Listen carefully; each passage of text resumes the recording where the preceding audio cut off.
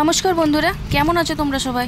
এই দেখো আমি অফিস থেকে বাড়িতে আসছি। আমার অফিস হচ্ছে ঘরের থেকে খুব সামনে। আর এই যে আম গাছটা দেখতে পাচ্ছ, এই আম গাছের আম এত মিষ্টি, আমি প্রত্যেকদিন দাঁড়িয়ে দাঁড়িয়ে দেখি যে কখন পড়ছে না পড়ছে। আর এই দেখো আমাদের বাজার, তারপরে ঘরের রাস্তা ধরে নিলাম। খুব কাছাকাছি অফিস আমার, খুব একটা দূরে না, হাঁটা পথ জাস্ট। তারপরে এই যে ঘর চলে এলাম। আর এই অন্ধকার দেখতে পাচ্ছ, আমি লাইট আর কি জ্বালাইনি, লাইটটা জ্বালাইনি তার কারণ আমার মনে হয় লাইট জ্বললে ঘর গরম হয়ে যায়। আর বিবেক ঘরের মধ্যে ছিল, তো দেখো জানালার পর্দা টর্দা সব একদম দিয়ে রেখে দিয়েছিল। তো আমি এসে, আর এই দেখো ঘরের অবস্থা, আমি এসে আবার জানলার পর্দা খুললাম। তারপরে এই যে আমি পুরো টায়ার্ড হয়ে আছি, চলো রেডি হয়ে নিই। তারপরে এই যে স্নান টান করে রেডি হয়ে নিলাম।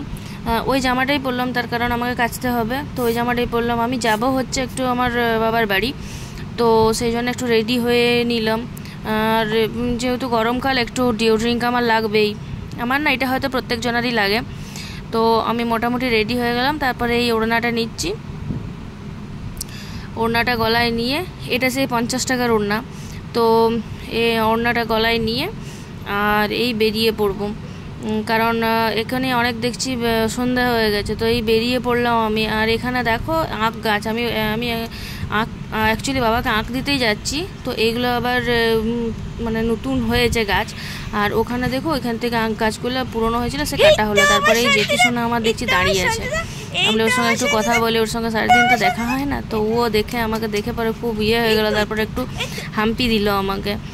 তারপরে যে গাটা মুড়লো আর আমি বেরিয়ে গেলাম। তো বেরিয়ে যে ওকে আমি যে টাটা বলছো, আমাকে আর কোনো পাত্তাই দেয় না। দেখো টোটোর মধ্যে মুখ গুজে কি একটা যেন দেখছিল, কি পোকা ছিল, সেই পোকাটার সঙ্গে খেলছিল, তো আমাকে পাত্তাই দিল না, আমি বেরিয়ে গেলাম। আর এই যে আঁখগুলো, এগুলো হচ্ছে আমাদের ঘরের গাছ, ঘরের আঁখ। তো ওই আঁখগুলো আমি বাবাকে দিতে যাব। আমাদের ঘরে কেউ আঁখ খায় না, ওরকমই পড়েছিল, তো আমি বললাম যে তাহলে কেটে দাও, আমি বাবাকে দিয়ে চলে আসবো। তারপরে এই যে বিবেকের জন্যে বসেছিলাম, ওয়েট করছিলাম, ও কোথাও একটা গিয়েছিলো। তো তারপরে বিবেক এলো, বিবেক আসতেই বেরিয়ে পড়লাম আমরা দুজনে মিলে ঘর যাবার উদ্দেশ্যে। তারপরে এখানে দেখি রেল গাড়ি আসবে বলে এখানে মানে করে রেখে দিয়েছে বন্ধ করে। তো এই দেখো রেলগাড়ি, মালগাড়ি গেল, এটা কয়লা নিয়ে গেল।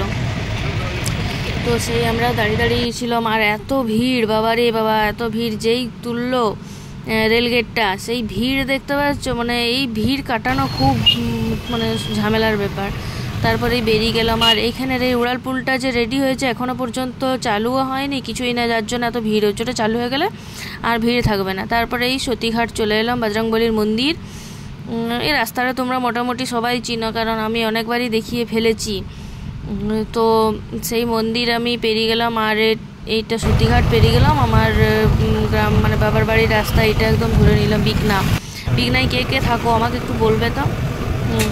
তারপরেই বেরিয়ে গেলাম, দেখো বিঘ্নার দিকেই যাচ্ছি। আজকে আমাদের বাড়ি যাবার দুটো রাস্তা, একটা হচ্ছে দুর্গাপুর রোড আর একটা হচ্ছে মেজিয়া গঙ্গাজল ঘাটি রোড। তো আজকে দুর্গাপুর যাবার রাস্তায় গেলাম, তো বিবেক এইদিকে ঢুকে যাচ্ছিল, আমি বললাম এটা না, আগে দেখো রাস্তা। তো এইখানে নতুন রাস্তা, নতুন নাম হয়েছে রাস্তাগুলোর। আগে আমরা যখন স্কুল না কলেজ টিউশন যেতাম এই রাস্তা হয়ে, তো এই রাস্তাই ছিল আমাদের একমাত্র যাবার জন্য। দেখো এই জায়গাগুলো, ও দেখো আগে দেখো, দেখো কি সুন্দর, পুরো সন্ধে হয়ে গেছিলো। তো তারপরে এই যে চলে এলাম, নামিয়ে দিলাম, মাকে বললাম যে নাও আঁকগুলো। আর মা এই যে বিবেকের জন্য আম রেখেছিল, এই আমগুলো নিলাম, বেশ অনেকগুলো আম। তারপর মা ওকে লস্যি দিল, ওকে চা খেতে বলছিল, চা খাবো না, তো লস্যি ছিল ফ্রিজে, লস্যি দিল। তারপর ওই বসে খানিক্ষণ বসে বেরিয়ে পড়লাম আমরা। তো বেরিয়েছিলাম, ঠিকই করেছিলাম সেই টাইমেই, তার কারণ বুঝতে পারিনি যে বৃষ্টি এসে যাবে। তো তারপর দেখো এই সতীঘাট আবার আসছি, তখন দেখলে তো। আর এখন দেখো লাইট খুলে গেছে, লাইট দিয়ে দিয়েছে, তারপর কত সুন্দর দেখতে লাগছে। আমার তো খুব ইচ্ছা এখানে বসে থাকার, কিন্তু সময় হয় না।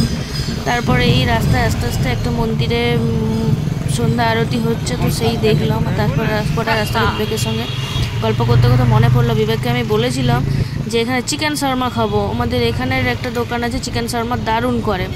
তো সেই ধরেছিলাম ওর কাছে যে আমি চিকেন শর্মাই খাবো আজকে। তো ও আর মানে আমার জিদটা করতে পারলো না, বলছে চলো। আর দু রকমের হয়, 75 টাকার 100 টাকার। তো বিবেক আমাকে 100 টাকারটাই কিনে দিল, বললো 75 টাকারটা নিয়ে কি লাভ, তো 100 টাকারটাই নাও। তো এই যে নিয়ে নিলাম, তারপর ঘরের উদ্দেশ্যে রওনা দিয়ে দিলাম। তো দেখো এই সব বাড়ি যাওয়ার তাড়া, কারণ প্রচুর মেঘ এসছে। তারপরে এখানে এসে আমি ঘর এসে রেখে দিলাম আমগুলো। এই দেখো শুনতে পাচ্ছ আওয়াজ, দেখো কীরকম শুরু হয়েছে, লাইন চলে গেছে, পুরো অন্ধকার একদম। আর প্রচুর ঝড় দিয়েছে, মানে বাজ পড়েছে, তারপরে বৃষ্টি শুরু হয়েছে। দেখো আমি আওয়াজটা মানে ভালোভাবেই শুনতে পারবে। তারপরে এই যে লাইন চলে গেছে, আমার ইয়েটা জ্বলছিল চার্জারটা। তারপর অনেকক্ষণ পর লাইন এলো। আর এই হচ্ছে বিবেকের খাবার, চপ মেখেছিলাম, ডাল ছিল আর মাছ ভাজছিলাম। ব্যাস ও সিম্পলভাবেই খেয়ে নেবে। টাটা।